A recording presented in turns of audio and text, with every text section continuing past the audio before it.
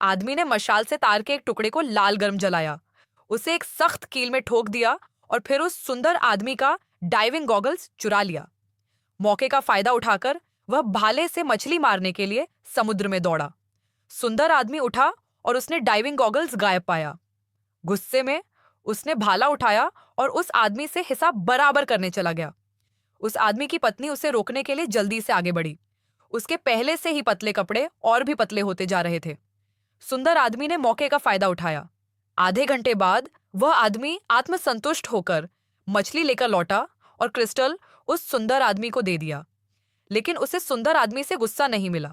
उसने उलझन में पीछे मुड़कर देखा, फिर उत्साह से अपनी पत्नी के साथ अपनी पकड़ साझा करने के लिए वापस चला गया। वह अपनी पत्नी को प्रोत्साहित करने के लिए चूमने के लिए आगे झुका, लेकिन उसने उसे टाल दिया। आखिरकार उसे कुछ समझ आया। कोई आश्चर्य नहीं कि वह अपने भाई के डाइविंग क्रिस्टल लेने पर गुस्सा नहीं था। उन्होंने बस उसके नकली क्रिस्टल चुरा लिए थे, जिससे उसकी मानसिक स्थिति खराब हो गई थी। उसने अपनी पत्नी के बाल पकड़ लिए और उस आदमी ने बेतहाशा बदला लेने की योजना बनाई। कुछ दिन पहले उनके क्रूज शिप वाले भाई और उस आदमी की पत्नी एक निर्जन द्वीप पर बहकर आ गए थे। उन्होंने तूफानों का सामना करते हुए पुआल और पेड़ों के तनों से अपनी साधारण सी झोपड़ी बनाई थी। एक खूबसूरत आदमी धीरे धीरे अपनी पत्नी के प्यार में पड़ गया। हालांकि वह मानती थी कि उसका पति मर चुका है, फिर भी उसका प्यार कम नहीं हुआ था, इसलिए उसने अभी तक हार नहीं मानी थी। एक दिन वह खूबसूरत आदमी एक बड़े झींगे के बारे में उत्सुकता से सोच रहा था। वह एक खूबसूरत महिला के साथ खाना खा रहा था।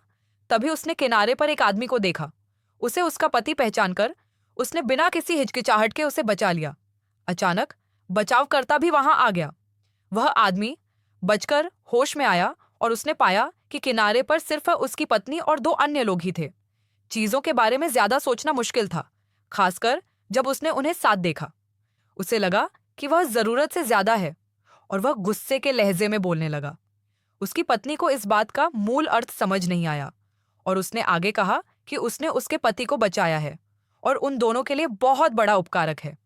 अप्रत्याशित रूप से ये शब्द उस आदमी के दिल में गहराई से उतर गए। दो पुरुष और एक महिला फंस गए थे। वह सेक्सी महिला उस आदमी की पत्नी थी। अपनी पत्नी के संभावित प्रलोभन से खतरा महसूस कर रहे एक युवक के पास उस सुंदर आदमी को सीधे निशाना बनाने का कोई कारण नहीं था, इसीलिए उसने अपनी पत्नी पर व्यंग्यात्मक ढंग से व्यवहार किया। उसकी पत्नी को लगा कि उस सुंदर आदमी ने उसके पति को बचाने में उसकी मदद की है और उन्हें अभी भी भोजन के लिए मछली पकड़नी है, इसलिए उसने थोड़ा विनम्र होना जरूरी समझा।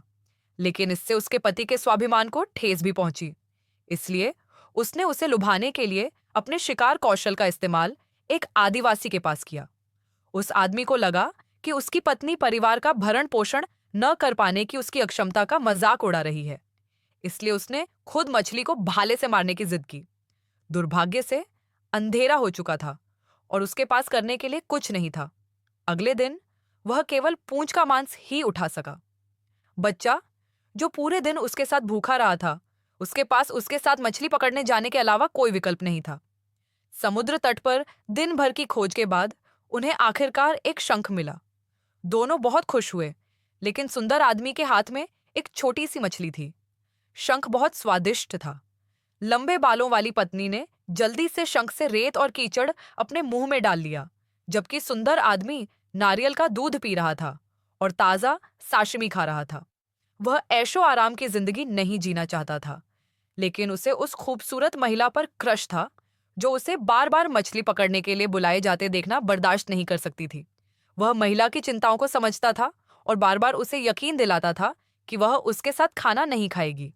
भूखी महिला खाने के लालच में बेतहाशा खाना खा गई। इस बीच पति को आखिरकार एक चीज मिली। पानी में मछलियों का एक समूह फंसा हुआ था, लेकिन वह अपने इतने पास से भी मछली नहीं पकड़ पाया। वह बस पानी से पानी निकाल पाया और उसे एक छोटी सी उंगली जितनी बड़ी मछली मिली। जब उसने उत्साह से अपनी पकड़ी हुई मछली को बाहर निकाला तो उसकी पत्नी ने कोई प्रतिक्रिया नहीं दिखाई। उसका दृढ़ अभिमान फिर से आहत हुआ। इस बार वह उस सुंदर आदमी पर बंदूक चलाना चाहता था और उसका मजाक उड़ाते हुए कहना चाहता था कि वह एक बेचारा लड़का है जो इस द्वीप से बाहर नहीं निकल सकता। लेकिन कैसे निकले, यही सबसे बड़ी समस्या थी। अगले दिन उसे समुद्र तल पर एक टूटी हुई नाव मिली। द्वीप पर फंसे लोगों के लिए यह बचने का एक रास्ता था। उसे उम्मीद थी कि वह आदमी किसी भी कीमत पर नाव को किनारे खींच लेगा। बिना सांस ली ऊपर गए। कुछ व्यर्थ प्रयासों के बाद आखिरकार वह नाव को पानी से बाहर निकालने में कामयाब रहा। यह देखकर वह सुंदर आदमी और वह खूबसूरत औरत मदद के लिए आ गए। हर कोई इस नारकीय जगह से निकलना चाहता था, लेकिन वह आदमी उसके पास ही रहा, उनके साथ रहने को तैयार नहीं था। भले ही वह उन्हें अपने साथ न ले जा सके, लेकिन उस सुंदर आदमी को कोई परवाह नहीं थी। उस खूबसूरत औरत के साथ उसे लगा कि उसे कोई फर्क नहीं पड़ता कि वह कहाँ है। वे दोनों बिना किसी चिंता के समुद्र में खेल रहे थे। एक ऐसा दृश्य जिसने उस आदमी को, जो हर दिन व्यस्त रहता था, गहराई से झकझोर दिया। नाव की मरम्मत करने के बाद उसने उस खूबसूरत आदमी को एक बड़ी मछली साफ करते देखा। उसे भूख लगी थी, इसलिए वह भी मछलियां पकड़ने समुद्र में चला गया। उस खूबसूरत आदमी ने उसे दूर से देखा और उसे एहसास हुआ कि यह एक दुर्लभ अवसर है।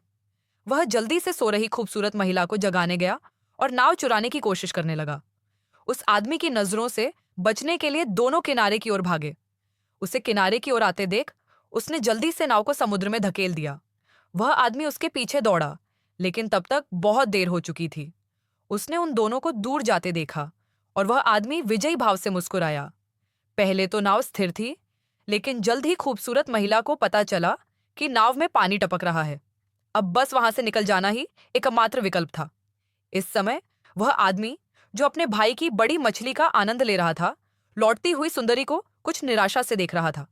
उसने जानबूझकर होश में आने का नाटक किया ताकि एक ही बार में दोनों को मार सके। उसने सोचा कि उसने कम से कम एक को तो मार ही दिया है, लेकिन उसे पता चला कि वह खूबसूरत आदमी अभी भी जिंदा था।